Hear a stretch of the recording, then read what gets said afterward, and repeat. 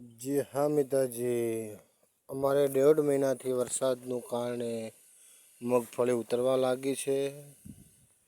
તો તમામ મારા ભાઈ બહેનોને નમ્ર વિનંતી કે તમારા કયા કયા ગામમાં આવી રીતે પ્રોબ્લેમ આવી ગયો છે એ જરૂરથી લખજો. અને અમારે પણ બાજરી પણ જુઓ, બધી સૂકી ઘાસ જેવી થવા માંડી છે. ઘાસ હજી પૂરા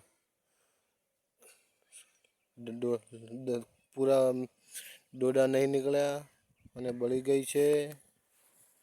તો મિત્રો હવે શું કરીશું? માલિક તો ઉપરથી ભગવાન વરસાદ તો વરસાવી નહીં રહ્યા, તો આપણે ગરીબોને ક્યાં શું કરવાનું? મરચું રોટલો ખાવાના પણ ફાંફા પડી જશે. તો ભગવાનને એટલી અરજી કરો કે જરૂરથી જરૂર એકવાર વળી વરસાદ લાવે, તો આપણા પશુને ઘાસચારો મળી રહે. આવી સૌને મારી નમ્ર વિનંતી. જય માતાજી, જય જયરામ ગ્રુપ.